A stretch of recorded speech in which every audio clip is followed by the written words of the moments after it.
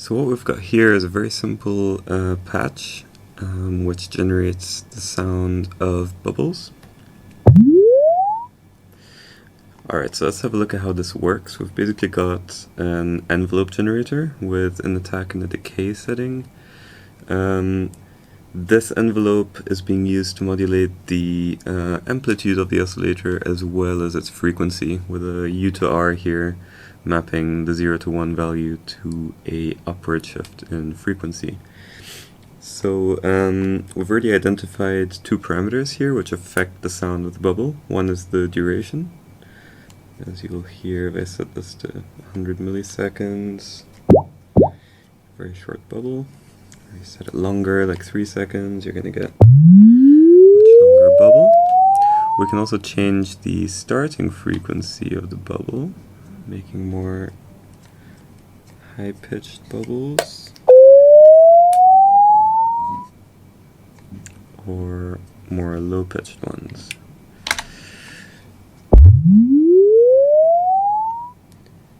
Okay, so let's say we would like to reuse this little bit of audio code. Okay, say we want to have more than just one bubble, we want to have, say, 10 of them, all with different frequency and duration parameters.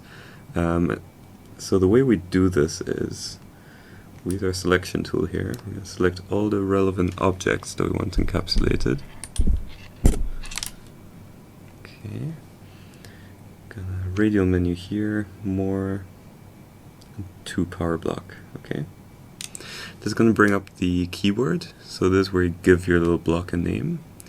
So I'm going to call it bubble gen. Okay, for a bubble generator. Let's call it bubble generator. Okay, bubble generator. Right. So once we do that, you can see that all the blocks we selected disappeared. And instead, we've got this transparent blue cube over here. So what we're going to do is we're going to radial menu hit this, more, Powerblock settings, load Powerblock, save current patch. We do not want to save the current patch. Okay, let's go back. So what we see is the same blocks we had earlier, but what we also see is these two blue panels here, okay, with these little pyramids on them. Okay, so you can see how here the pyramids are facing inwards towards us, towards the patch, and here they're facing outwards towards the panel.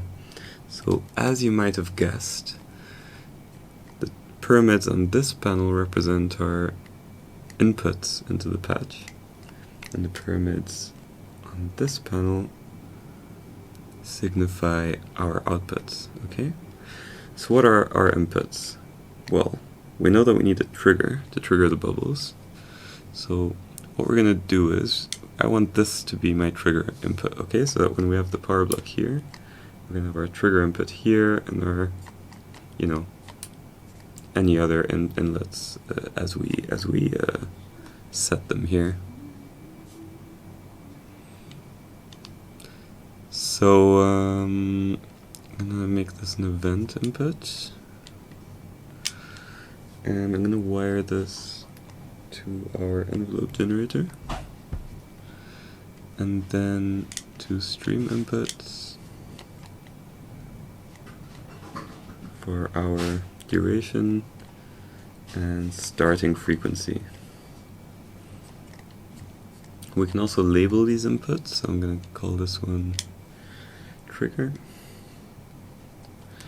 this one duration, and this one frequency. Okay, finally we're going to have our output, so we're going to radial menu this pyramid here, set it to stream because we're outputting audio, and then there's my Rolodex out. For the sake of tidiness, I'm gonna get an extension.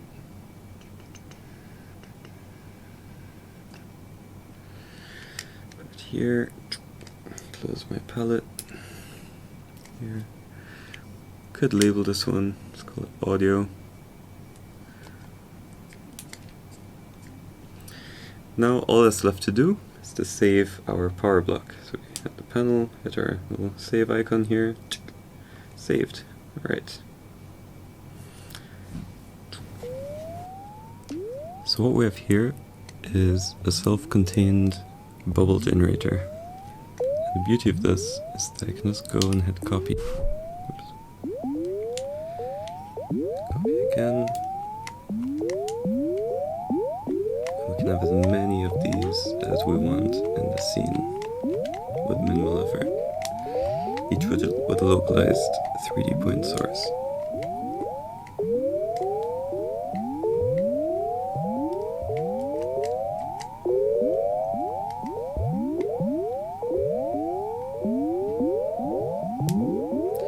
So I'm just going to go back inside the bubble.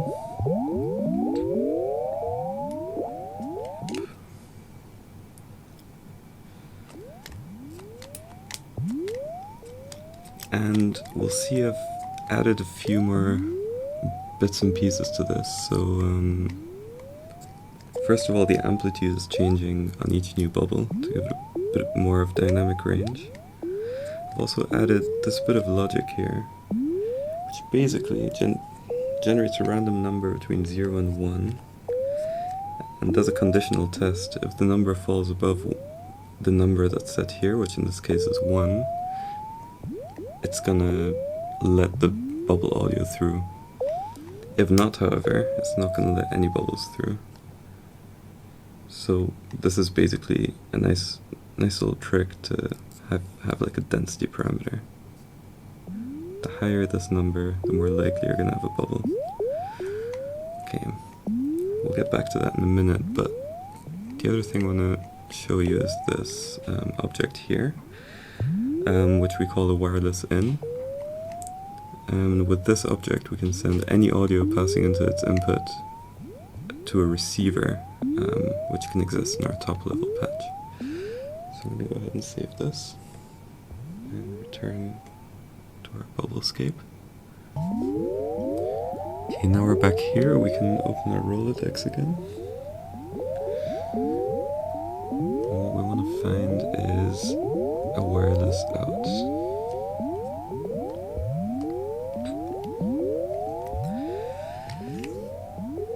Give it the name that we gave our wireless in, which is Bubble FX.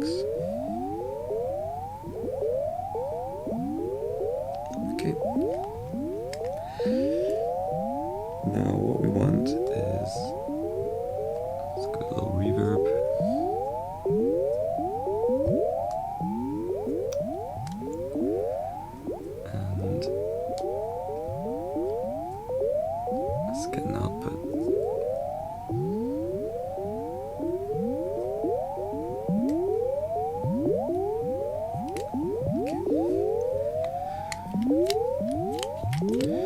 Set our mix to 100%.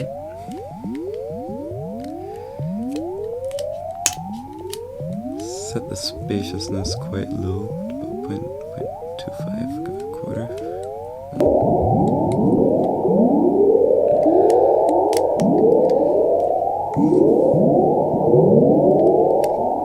Just the absorption of it. So what we've got now is every single bubble being routed into our reverb effects here.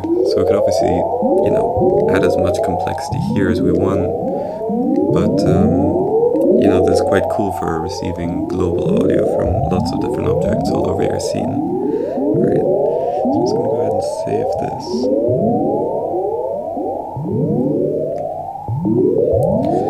Now let's go back inside these bubbles one last time.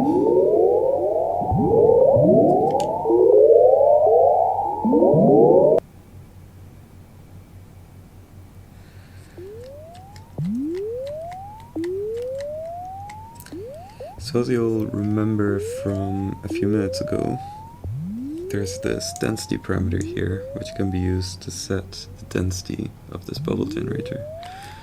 So just like we had a Wi-Fi in over here to send to our global bubble effects, we can make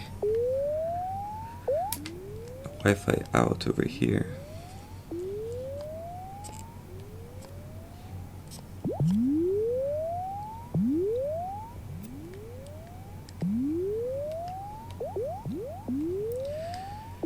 To receive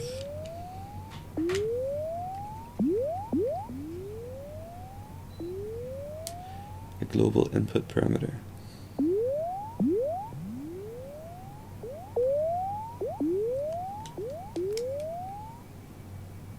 Okay, let's save.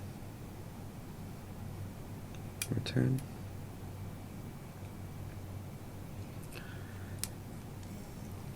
So you might be wondering why it's so silent in here, but as we've connected our Wi-Fi out into each single bubble's density, it's not getting any signal, so it's defaulting to 0. So let's see if we can manipulate this global density parameter with a wireless N object. Give the right name. Density. Now all we need is a slider.